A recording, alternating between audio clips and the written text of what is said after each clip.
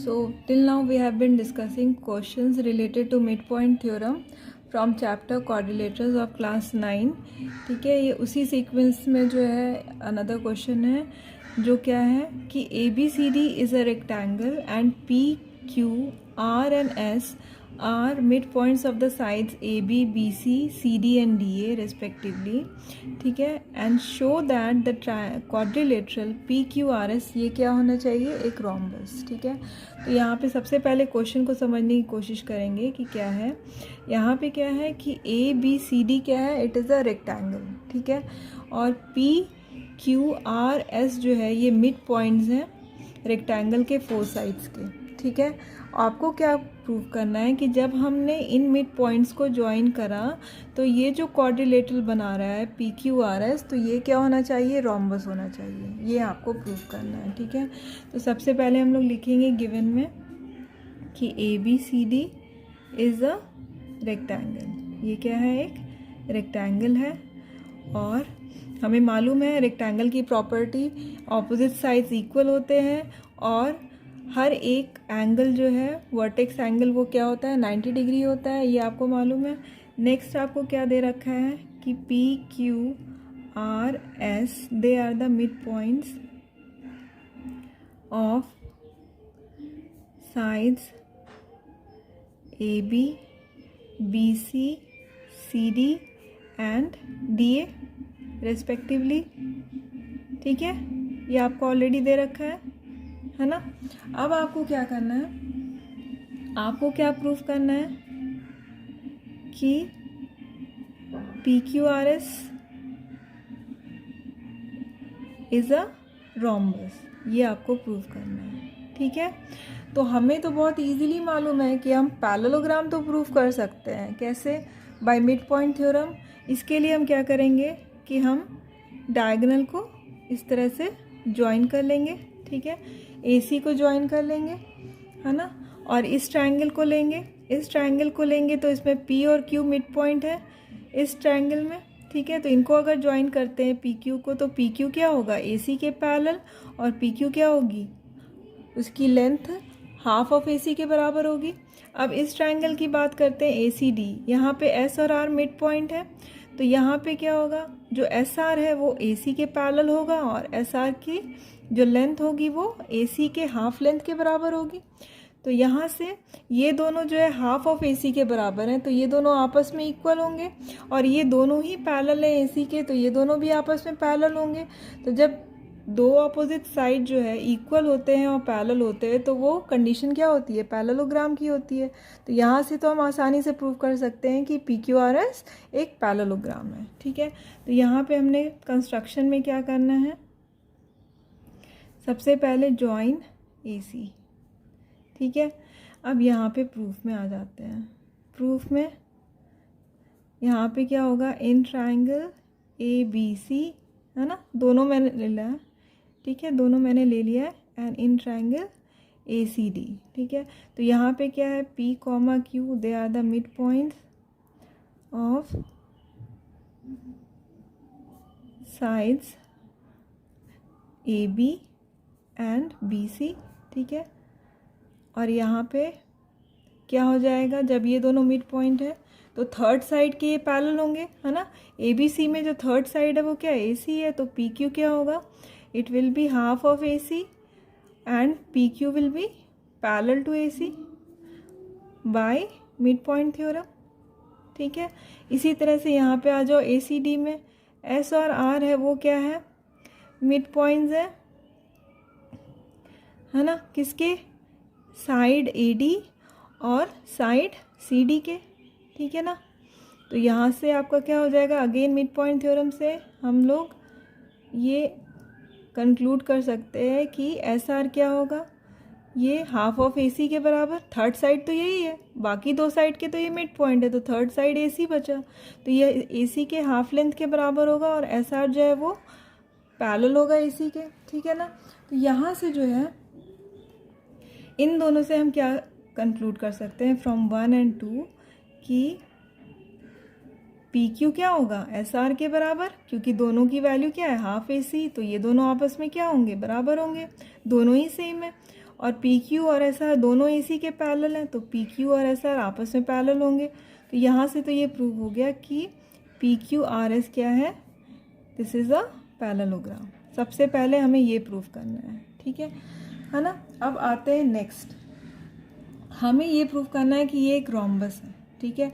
तो रोम्बस के लिए क्या होता है, रोम्बस की क्या प्रॉपर्टी होती है कि उसके एडजेसेंट साइड्स जो है वो सब आपस में क्या होते हैं, इक्वल होते हैं। यानी P Q is equal to Q R is equal to R S is equal to P S, है ना, सारे साइड्स आपस में इक्वल होते हैं। तो अगर मैं किसी तरह से इस साइड को इस साइड के बराबर प्रूव कर दूँ तो ये मैं कैसे करूँगी, मैंने ये दो ट्रायंगल ले लेना है, ठीक है, और इनको कॉन्ग्रेंट प्रूव कर देना है। जब इनको कॉन्ग्रेंट प्रूव करेंगे तो ऑटोमेटिकली जो है इनके कॉरेस्पॉन्डिंग साइड पी एस और पी क्यू ये क्या होंगे, इक्वल हो जाएंगे। तो चलो देखते हैं कैसे करना है। तो ये है आपका in triangle A P S and triangle B P Q, ठीक है। यहाँ पे देखो बहुत इंटरेस्टिंग है ये देखो कैसे है। हमें पता है कि एक रेक्टेंगल में जो है हर वर्टेक्स एंगल जो है वो कितना एंगल बनाता है, 90 डिग्री। तो ये आपका क्या हो गया, 90 डिग्री, है ना, इस ट्रायंगल का, और इस ट्रायंगल का 90 डिग्री ये हो गया। तो क्या मैं लिख सकती हूँ A is equal to B which is 90 degree. तो यहाँ पे ये क्या होगा, A is equal to B which is 90 degree, ठीक है। अब यहाँ पे देखो ये जो P है ये क्या है, मिड पॉइंट है ए बी का, ऑलरेडी मेंशन है P is the mid point of side A B. तो क्या मैं ये नहीं कह सकती कि ए पी इस ट्रायंगल का और बी पी इस ट्रायंगल का ये दोनों आपस में बराबर होंगे, क्योंकि अगर ये मिड पॉइंट है तो ये इसको इक्वल पार्ट में डिवाइड कर रहा है। तो A P is equal to B P, और ये दोनों किसके साइड्स हैं, इन दोनों ट्रायंगल के साइड हैं, तो ये दोनों आपस में क्या होंगे, बराबर, ठीक है। तो यहाँ पे ये क्या हो गया, A P is equal to B P, ठीक है। नेक्स्ट आपका क्या है, नेक्स्ट आप क्या कर सकते हो, यहाँ पे देखो हमें क्या पता है कि रेक्टेंगल में जो ऑपोजिट साइड्स होते हैं वो इक्वल होते हैं। तो क्या मैं ये नहीं लिख सकती A D is equal to B C, लिख सकती हूँ। अब हमें पता है कि एस क्या है, मिड पॉइंट है ए डी का, और क्यू मिड पॉइंट है बी सी का, ठीक है। तो अगर एस इसका मिड पॉइंट है और क्यू इसका मिड पॉइंट है तो ए एस क्या होगा, ए एस जो है वो इस ए डी का क्या होगा, हाफ, और क्यू बी क्या होगा, इस बी सी का हाफ। तो अगर ये दोनों साइड आपस में इक्वल है तो क्या इनके हाफ्स इक्वल नहीं होंगे आपस में। तो यहाँ से क्या हो जाएगा, A S is equal to B Q, ठीक है। क्यों, क्योंकि since A D is equal to B C तो हाफ ऑफ ए डी भी क्या होगा, हाफ ऑफ बी सी के बराबर। आई बात समझ में। अगर ये पूरे साइड्स जो है ऑपोजिट साइड्स जो है अगर ये आपस में इक्वल है तो इनके हाफ्स भी क्या होंगे, इक्वल होंगे। ये दोनों तो मिड पॉइंट है, तो ये क्या कर रहा है, इस पूरे साइड को क्या कर रहा है, हाफ हाफ में डिवाइड कर रहा है ना। तो A S is equal to B Q, ठीक है। अब यहाँ पे ये क्या हो गया, ये साइड हो गया, ठीक है। इसको ऐसे आप कर लो, ठीक है, साइड एंगल और साइड, यहाँ पे भी साइड एंगल और साइड। तो साइड एंगल साइड से ये क्या हो गया प्रूव कि ट्रायंगल ए पी एस जो है that is congruent to triangle B P Q, ठीक है। So this is by side angle side, है ना। अब यहाँ से हम लोग आसानी से कंक्लूड कर सकते हैं कि पी एस क्या होगा, पी क्यू के बराबर। तो यहाँ पे क्या हो जाएगा, P S is equal to P Q, ठीक है। जिस सीक्वेंस में मैंने पी एस लिया है उसी सीक्वेंस से मुझे पी क्यू दूसरे ट्रायंगल का साइड लेना है। अगर इस सीक्वेंस में मैंने लिया है पहले पी फिर एस, तो यहाँ पे कौन सा लूँगी मैं, पहले पी फिर क्यू। तो यहाँ पे ये क्या हो जाएगा, P S is equal to P Q, ठीक है। तो यहाँ से हमें ये मिल गया, ठीक है। और हमें क्या मालूम है, हमें ये मालूम है कि पी क्यू आर एस एक पैरेललोग्राम है। तो अगर ये पैरेललोग्राम है तो इसका मतलब क्या होगा, from 3 P Q R S क्या है, इट इज़ अ पैरेललोग्राम, ठीक है।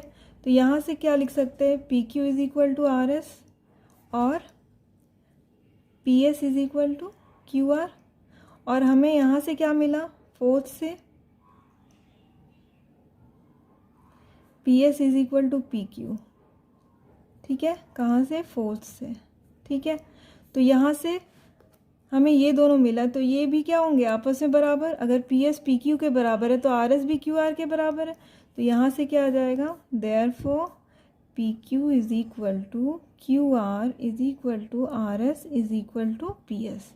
ठीक है, तो यहाँ से हमें ये तो पता चल गया कि ये एक ऐसा कोऑर्डिनेटर है जो कि पैरेललोग्राम है और इसके एडजेसेंट साइड्स इक्वल हैं। ठीक है, अब रोम्बस में एक और कंडीशन होती है, वो क्या कि इसके जो डायगोनल्स होते हैं वो अगर 90 डिग्री पे एक दूसरे को बाइसेक्ट कर रहे हैं तो इसका मतलब है कि वो एक रोम्बस है। ठीक है, तो इसके लिए एक बहुत सिंपल ऑब्जर्वेशन है।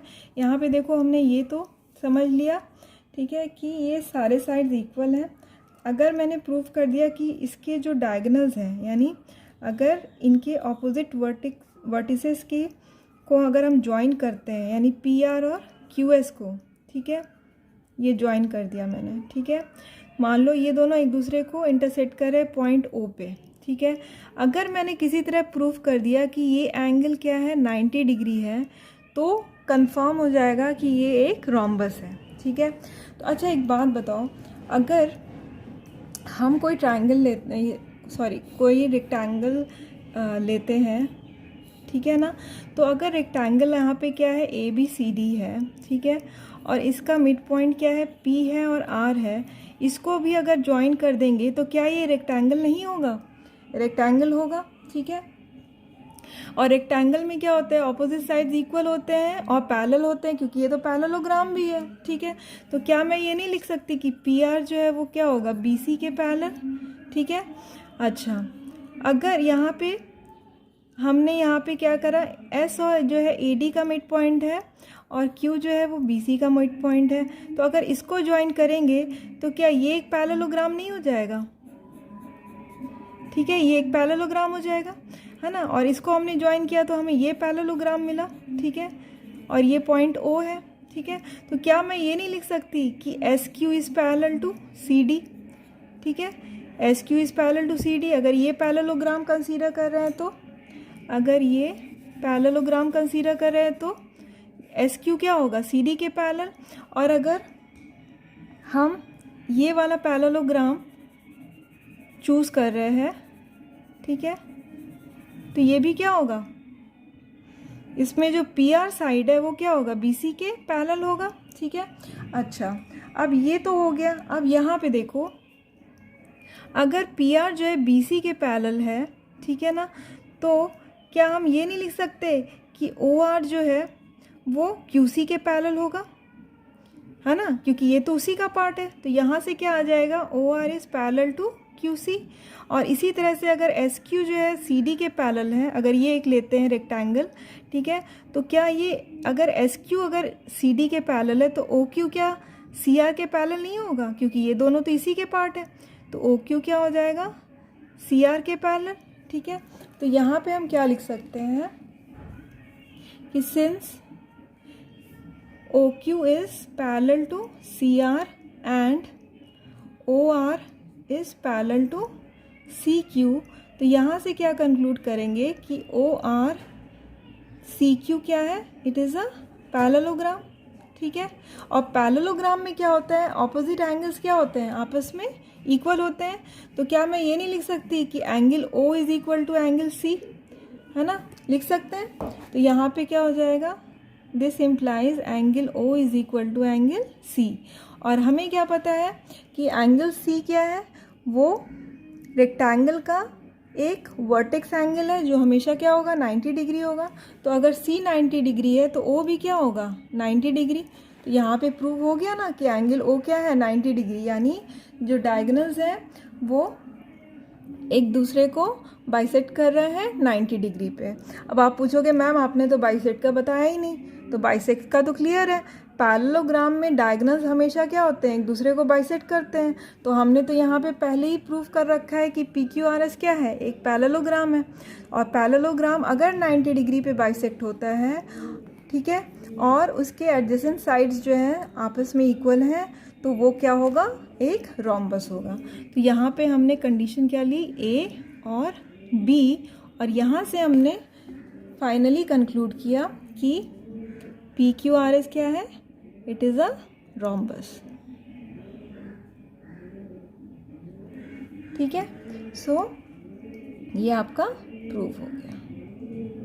ठीक है, therefore so I hope you have understood the question. और अगर कोई डाउट रहा हो तो आप प्लीज़ अपने कमेंट सेक्शन में जो है इसको अच्छे से पूछना। ठीक है, और कोई भी डाउट हो तो बेझिझक होकर पूछना और रिलेवेंट होना चाहिए, रिलेटेड टू क्वेश्चन। ठीक है, और नेक्स्ट क्वेश्चन के लिए हम लोग we will proceed to the next video. Thank you.